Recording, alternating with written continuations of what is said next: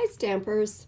I'm just loving the new flowering foils and the So Very Vellum specialty paper that it came out in the second release today of the Sale-A-Bration. They have some beautiful different products that are available in there. And this comes free with a $60 purchase, a qualifying $60 purchase here in Canada.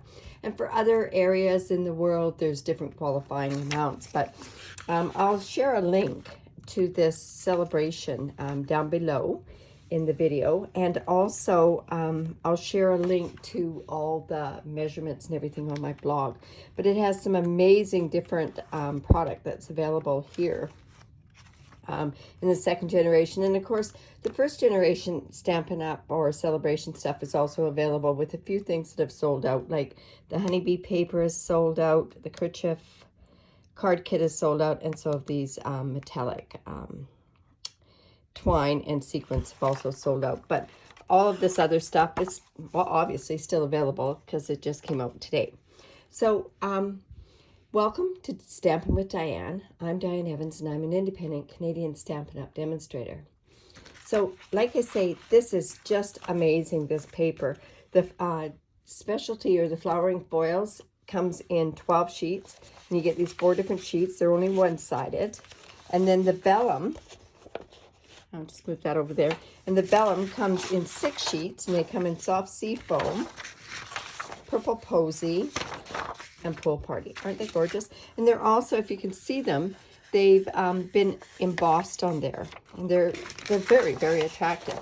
So I thought what I'd do is I combine those 2 papers together, and this is the card that we're actually going to make today. I know some people said in my club it would be really good to give this to an older person, but you know what? There's younger people that love purple too. So anyways, this is the card that we're going to make. So what we're going to need to make this card is, of course, the specialty papers. You're also going to need this So Sentimental bundle, and we're using this Stitch So Sweetly dies, and then we're just using actually this stamp set in here. Make sure that you stay tuned to the end of this video, because I have another card that I've used also using this bundle and the papers as well. So just make sure that you stay tuned for that. Okay, so you're going to need some purple posy. I think this is one of the first times I've used purple posy. It's cut at 5.5 by 8.5 and scored at 4 1/4. I have a piece of the purple posy specialty vellum, and it is cut at, let's see, it's 3 inches by 4 1/4 inches. And I used this die in order to cut that piece out.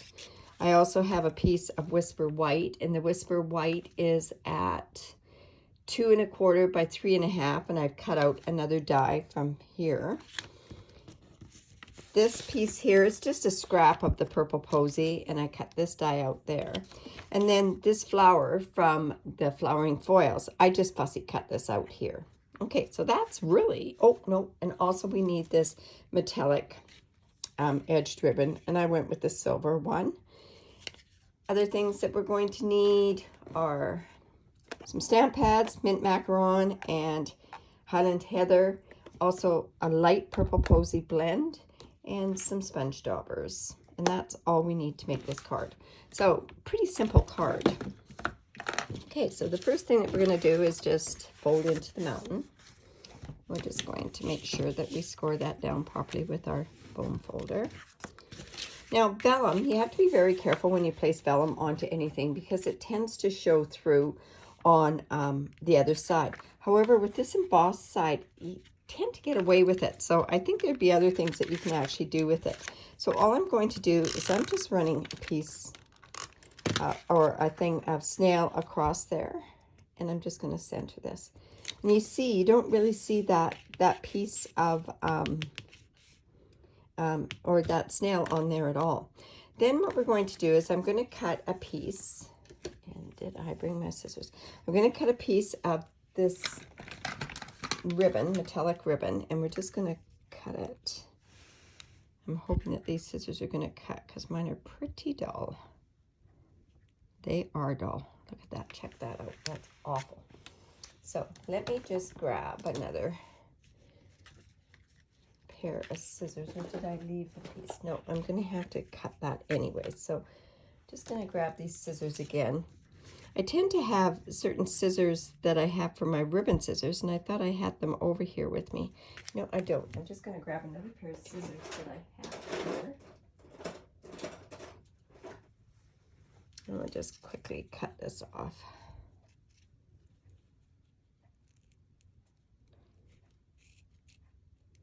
Don't you find scissors are one of the most important tools that you can have?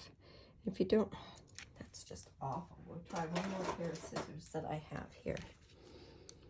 Never have too many pairs of scissors, but I tend to, there, that's a little bit better. Okay, so take those to the knife sharpener, that's for sure. Then on this piece here, what we're going to do is we're going to, it doesn't matter what side that we actually do this on, and we're going to take our light purple posy blend, Stampin' Blend. We're going to use the brush end. And because I'm not going all the way to the end, I don't need to worry about coloring all the way to the blend, to the end. Now I know you're sitting there going, oh, but that doesn't look like that ribbon. Trust me, it will in a bit. So we'll just put that off to the side, or actually what we'll do is we're going to put that onto the card base.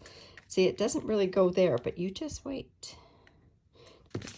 I'm just going to take my snail,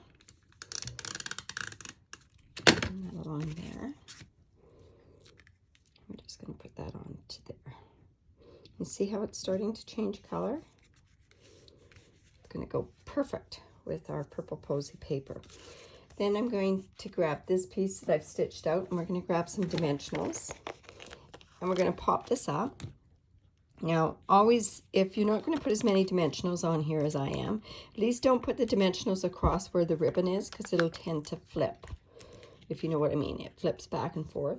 So I put them on either side of, on ribbon is what I do. Let's just get that out like that.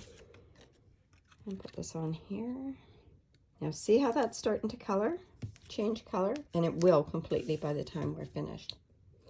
Now for this For You part here, I used it off of this, like I said, this So Sentimental stamp set, this one here. But no matter how many times I tried, because it's a small image, it tended to get halos around it. So I thought, you know what, I'm just going to put it in my Stamparatus. I've done my template on my Stamparatus.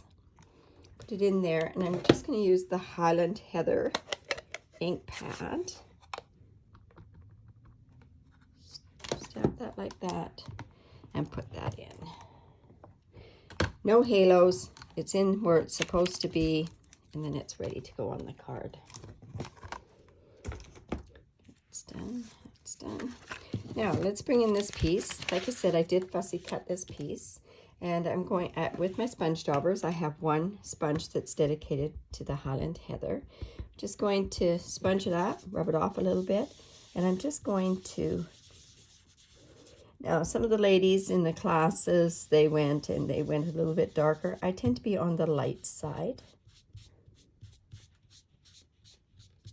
And we're just going to get a bit of the the Highland Heather on there. Find the Highland Heather and the purple posy are a really nice monochromatic effect with the cards. Okay, so there's that one done. And we'll just bring in our mint macaron, and then we're just going to do the leaves as well. Didn't spend a lot of time sponging this. I find the least amount of time that you do, it looks more artistic. It gives kind of an artistic flair on there. All right, so let's bring the card back in and our dimensionals back in, and let's pop this up with some dimensionals. Say, this card is pretty simple, not too many supplies, so let's kind of give it a bit of pizzazz by giving it some dimension with the card itself.